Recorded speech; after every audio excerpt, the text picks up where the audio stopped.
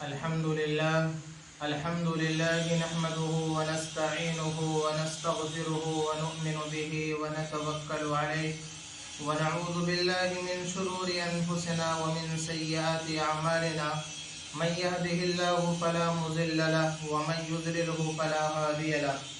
ونشهد أن لا إله إلا الله وحده لا شريك له ونشهد أن سيدنا ومولانا محمدا عبده ورسوله أما بعد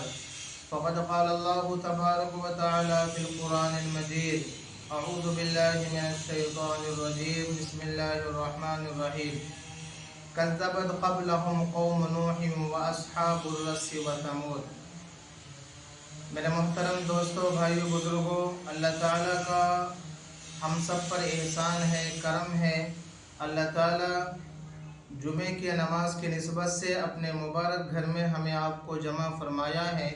اللہ تعالیٰ ہم سب کے جمع ہونے کو قبول فرمائے۔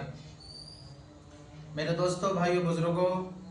توحید اتنا عظیم منصب اور اتنا عظیم پیغام ہے کہ اللہ تعالیٰ نے 1,20,4,000 انبیاء کرام کو اسی توحید کے لیے دنیا کے اندر بھیجا۔ پیغمبر دنیا کے اندر نمازیں پڑھانے کے واسطے نہیں آئے، پیغمبر دنیا کے اندر زکوٰۃ دلوانے کے واسطے نہیں آئے،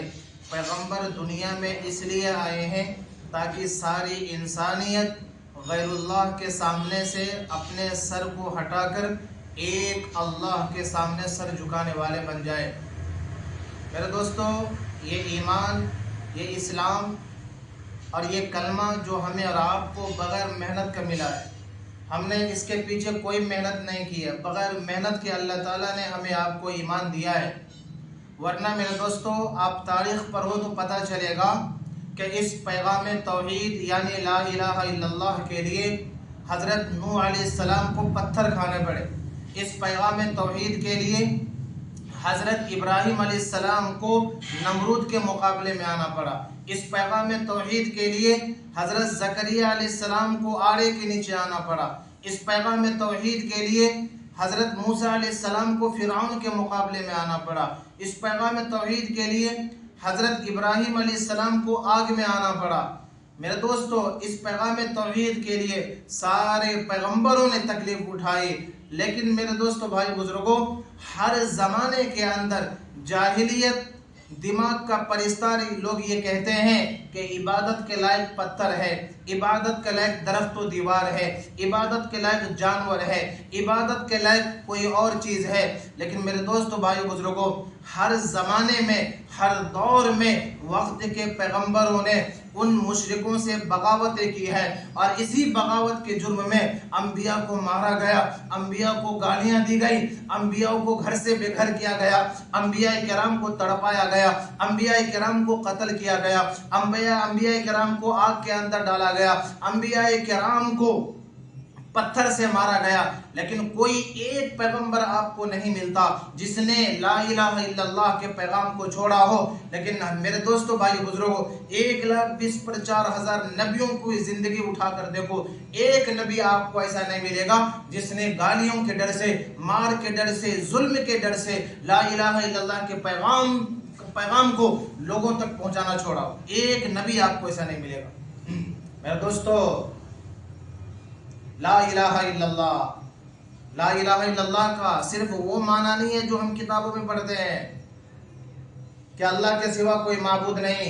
میرے دوست، ہاں یہ معنی بھی ہے، لیکن حقیقت میں اس معنی پر آپ غور کرو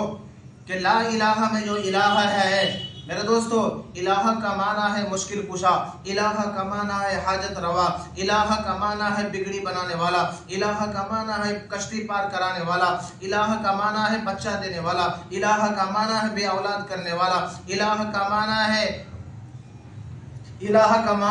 عزت دینے والا، الہ کا معنی ہے ذلیل کرنے والا، الہ کا معنی ہے امیر بنانے والا، الہ کا معنی ہے غریب بنانے والا، الہ کا معنی ہے زمین آسمان کا مالک، الہ کا معنی چاند سورج ستاروں کا مالک، الہ کا معنی ہے بیمار کرنے والا، الہ کا معنی ہے صحت دینے والا، الہ کا معنی ہے امیر بنانے والا، الہ کا معنی ہے غریب بنانے والا۔ میرے دوستو، بھائی، بزرگوں، الہ کا معنی یہ ہے کہ پوری دنیا میں جو کچھ بھی ہو رہا ہے اس اللہ کے حکم سے ہو رہا ہے، اس اللہ کے حکم سے ہو رہا ہے۔ جب تک اس اللہ کا حکم نہ ہو دنیا میں کوئی چیز رونما نہیں ہو سکتی۔ یہ یقین ہمارے دلوں کے اندر آ جائے۔ میرے دوستو، قرآن کریم کی اس آیت میں اللہ تعالیٰ نے ایک نبی کا تذکرہ فرمایا، جس نبی کا نام ہے حضرت حنظلہ صفوان علیہ السلام۔ اس نے کئی سو سال تک لوگوں میں چل پھر کر دعوت دی، لا الہ الا اللہ کے پیغام لوگوں تک پہنچائی، لیکن کئی سو سال محنت کرنے کے بعد ایک نوجوان ایسا ملا جس نے اس نبی کا کلمہ پڑھا، پیغمبر نے ان کی تربیت کی، ان کو دین سکھایا، ان کو اسلام سکھایا، ان کو ایمان سکھایا۔ میرے دوستو، لوگوں نے، گاؤں والوں نے اس لا الہ الا اللہ کے جرم میں ان کو روکا۔ جب انہوں نے نہیں رکے، اس لیے نہیں رکے کہ انبیاء کرام کا دنیا میں آنے کا مقصد ہے کہ لوگوں کو ایک اللہ سے ہونے کا یقین دلوں کے اندر پیدا فرمانا اور لوگوں کو ہدایت کے راستے بتانا۔ میرے دوستو، وہ پیغمبر بھی وہی کام کر رہے تھے۔ گاؤں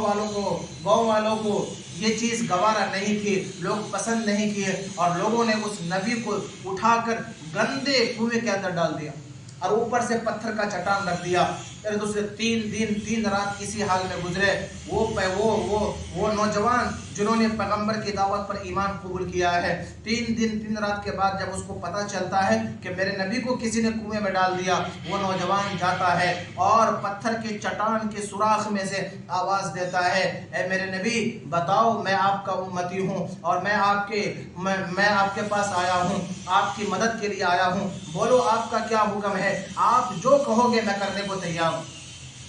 میرے دوستو، وہ نبی جس نے 3 دن 3 رات کی صعوبتیں اس کنویں کے اندر میرے دوستو تکلیفیں اٹھائی ہے، برداشت کی ہے، وہ نبی اندر سے کہتا ہے، اے نوجوان میرا امتی، مجھے تیری کوئی مدد کی ضرورت نہیں ہے، مجھے کچھ نہیں چاہیے، مجھے کوئی ضرورت نہیں ہے، میرا ایک پیغام لے کر جاؤ، اگر تجھے مرنا پڑے تو مر جانا، تجھے اگر تلوار پر چڑھنا پڑے تو چڑھ جانا، اگر انگارے میں کودنا ہے تو کود جانا، لیکن لا الہ الا اللہ کی پیغام نہیں چھوڑنا۔ وہ نوجوان واپس آ جاتا ہے، 8 دن 8 رات تک یہ کنویں کے اندر رہے۔ پھر گاؤں والوں کو یہ خیال پیدا ہوا کہ آخر میں ہے تو میرے خاندان کے لوگ، میرے خاندان کے ہی ہیں،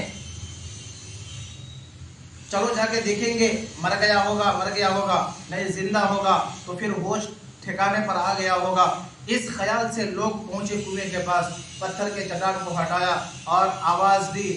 کہ حنظلہ صفوان، کیا تو اب اس کام کو چھوڑے گا؟ کیا تیرا دماغ اب ٹھکانے پر آیا؟ اندر سے حنظلہ صفوان علیہ السلام نے فرمایا، لوگوں میں پہلے بھی کہتا تھا، میں آج بھی کہہ رہا ہوں، قیامت تک کہتا رہوں گا، موت تک کہتا رہوں گا، جب تک میرے جان میں جان رہے گی میں کہتا رہوں گا، یا ایھا الناس قولوا لا الہ الا اللہ تفلحون، لوگوں کلمہ پڑھو کامیاب ہو جاؤ۔ میرے دوستو، بستی والوں کو اور بھی غصہ آیا اور اس نے مٹی ڈالنا شروع کیا، اور اتنا مٹی ڈالا کہ حضرت حنظلہ صفوان کو اسی کنویں کے اندر زندہ درگور کر دیا۔ اور زندہ درگور کرنے کے بعد اس کنویں کے اوپر کھڑے ہو کر یہ لوگ ناچنے لگے۔ اللہ کا غضب نازل ہوا۔ اللہ تعالیٰ نے فرشتوں کو بھیجا، جاؤ دیکھو میرے ایک پیغمبر کو لا الہ الا اللہ کے جرم میں قوم کے لوگوں نے زندہ درگور کر دیا ہے، اور یہ لوگ ناچ رہے ہیں کنویں کے اوپر، جاؤ اس بستی کو صفحہ ہستی سے مٹا دو۔ میرے دوستو، بھائی بزرگوں، آسمان سے فرشتے آئے اور اس بستی کو تباہ و برباد کر کے رکھ دیا۔ میرے دوستو، یہ لا الہ الا اللہ کے پیغام کے واسطے نبیوں کو زندہ درگور بھی کر دیا گیا۔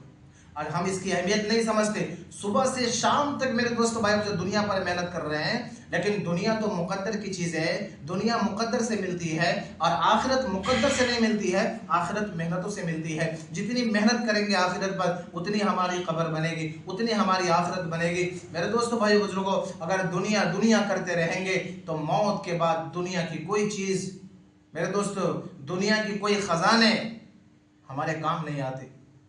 بس ہمارا عمل ہی ہمیں کام آتا ہے۔ عمل اچھا ہے تو قبر جنت کا باغ ہے، عمل برا ہے تو وہی قبر جہنم کا درا ہے۔ میرے دوستو،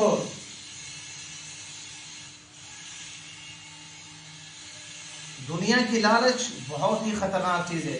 یہ انسان کو گمراہ کر دیتی ہے۔ یہ دنیا دھوکے کا گھر ہے، اس دنیا کے پیچھے مت بھاگو، اپنی آخرت کو بنانے ہیں، اس کے پیچھے بھاگو، اس کے پیچھے بھاگو۔ ایک نوجوان تھا، حضرت عیسیٰ علیہ السلام کے پاس آیا۔ حضرت عیسیٰ علیہ السلام کو اللہ تعالیٰ نے بہت سارے معجزات عطا فرمایا تھا کہ حضرت عیسیٰ علیہ السلام کسی قبر پر جاتے تھے اور کہتے تھے قم بإذن اللہ، اللہ کے حکم سے کھڑے ہو جا۔ قبر پھٹتی تھی اور وہ قبر میں سویا ہوا انسان وہ اٹھتے تھے اور اس سے حضرت عیسیٰ علیہ السلام بات کرتے تھے۔ اللہ نے یہ معجزہ دی، مٹی کا پرندہ بناتا تھا اور کہتے تھے اڑ جا، اللہ کے حکم سے وہ مٹی کا پرندہ ہواؤں میں اڑ جاتا تھا۔ یہ اللہ نے معجزات دیے تھے، اور بہت سارے معجزات ہیں حضرت عیسیٰ علیہ السلام کے۔ ایک نوجوان آیا، عیسیٰ علیہ السلام سے کہا کہ میں آپ کی خدمت کرنا چاہتا ہوں، میں آپ کے ساتھ میں رہنا چاہتا ہوں، لہذا آپ مجھے قبول کر لیں۔ عیسیٰ علیہ السلام نے قبول کر لیا،